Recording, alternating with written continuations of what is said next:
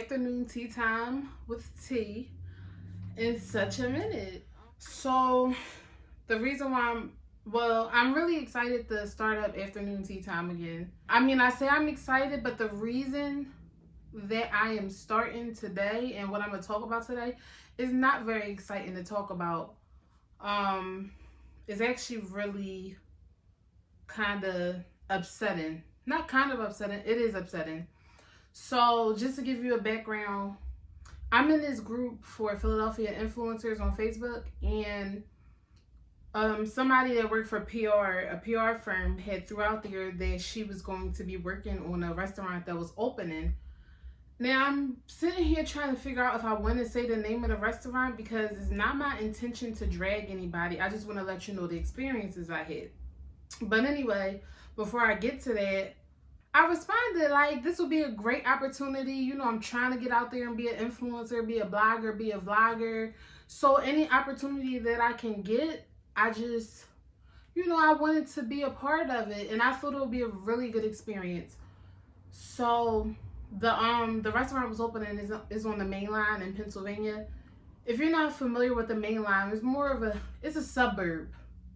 There are certain type of people that live up there and that go shopping up there. I mean, I like to shop up there. They have Trader Joe's and stores that I like to shop at, but then it stretches for miles. So the further you get away from the city, I guess, the deeper you get into suburban life. So when I got the invitation, it said it was in Berwyn, Pennsylvania, and I don't know much about Berwyn. I've heard of it, but I don't really know much about it. I don't know the demographic, but demographics don't bother me. Like, I've never been the type to try to stick to a certain type of people. So I went for it, and then, it was a 45-minute ride from my house. I went to work early, clocked in early, I should say, to get there on time.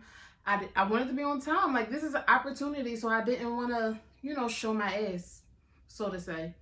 So let me just say, I was excited leading up to the day, but the day of, my mood was a little off. And even trying to get dressed for the event was a hassle for me, and I never really have a hard time getting dressed. I realized for the first time I didn't want to be that black girl that stood out. And typically I don't even think about stuff like that, but I woke up and was like, wow, this is the main line. How do I dress for this event? Granted, I've been on the website, I've been on the Instagram page, so I saw I was trying to get a feel for it. And it wasn't a fancy restaurant. It was more like I think you would call it like a cafe type of thing. But I was looking at the people that were being posted, like if they're black people, like what's the demographic? I should have known that the kitchen staff was like 3 Mexicans and 1 black guy in the picture, unless the black guy was actually Mexican too. But nevertheless, there was some diversity in it. So I'm like, okay, maybe I'll feel more at ease knowing that there are people of color. But still, I had to get my outfit together. And I kept switching back and forth between outfits. Like, I don't want to be too colorful. I don't want to stand out too much. I don't want to be too ethnic, too urban. It was crazy. Like, I even had those thoughts. Like, I changed my outfit so many different times. And so I put on this one outfit.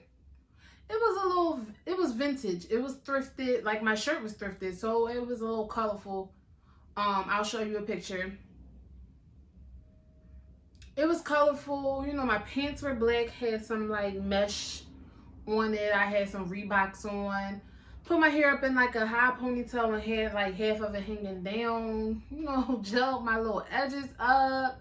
I was feeling cute and I felt better about my appearance. Like, I thought that, it was fitting. So when I pull up, I passed the place. I passed the place because it was outside and there was nothing but white people. I've never ever had an issue with standing out in a sea of white people before. But the way America is going, like my mind started going there. Like I went to a predominantly white institution. I've I've been in places with white people before where I never felt uncomfortable. And for the first time in my life,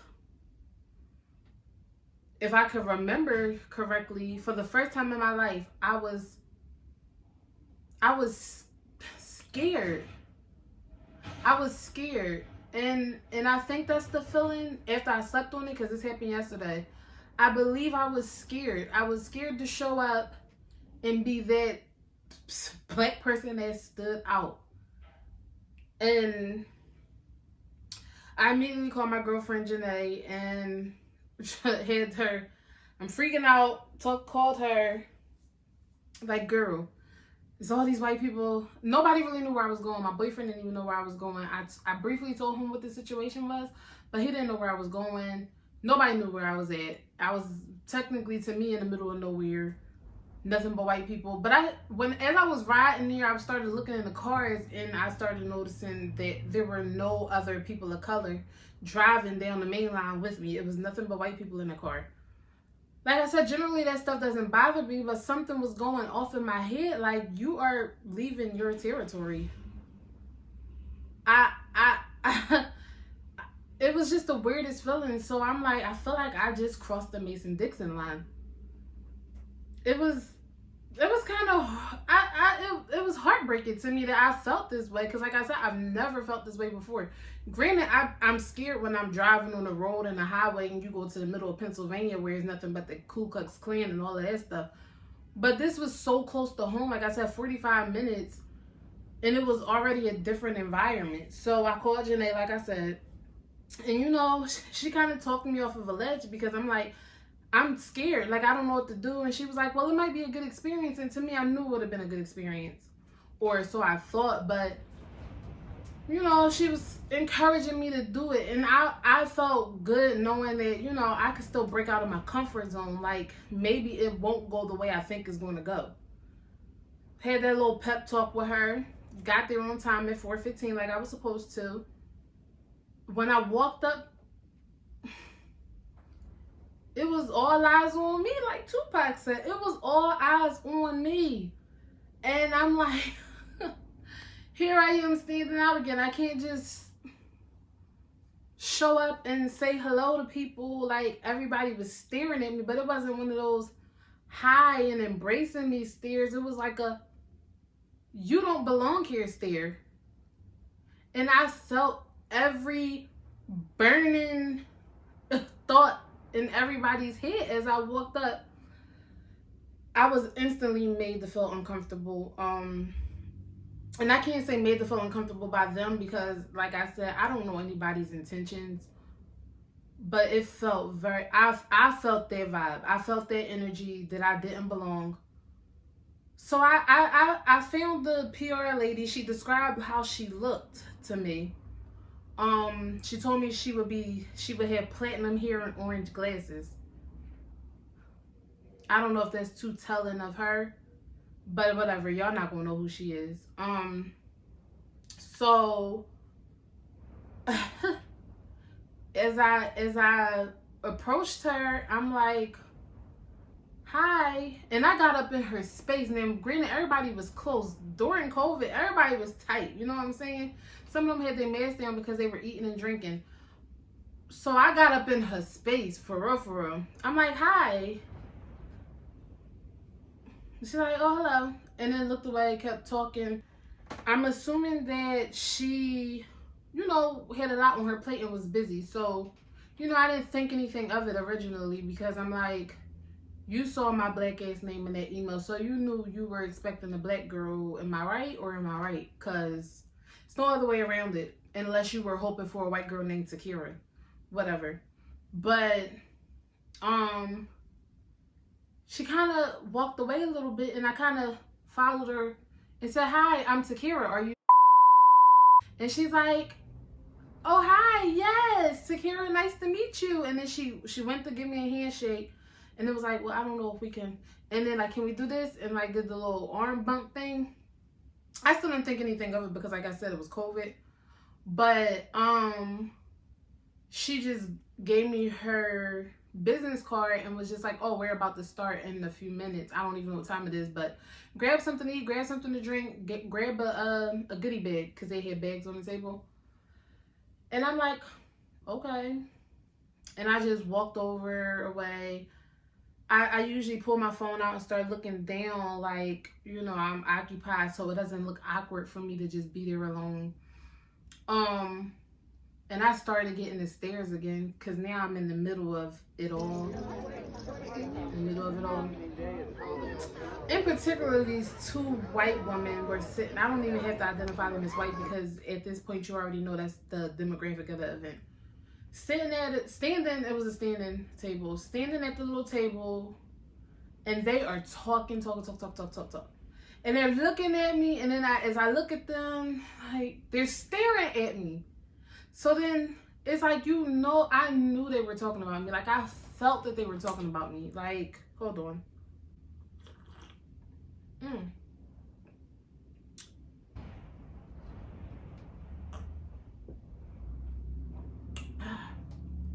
I needed that.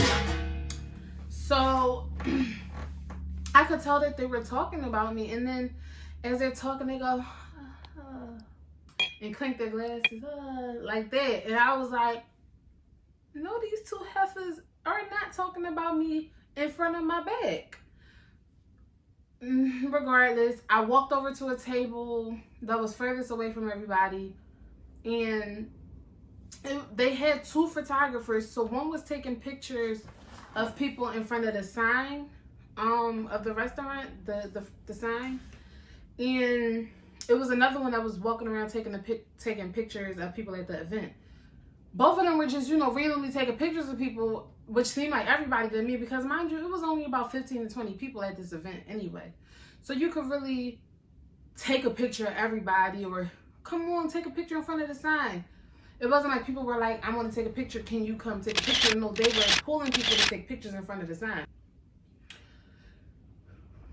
The first photographer, she's standing by the sign with her camera, but then then when we make eye contact, only when we make eye contact, she goes, hello. I'm like, hi. But I have a mask on, you can't really see it, so I'm just smiling through my mask and talking through my mask. So like I said, I'm looking down at my phone because I couldn't drink because, you know, I'm pregnant.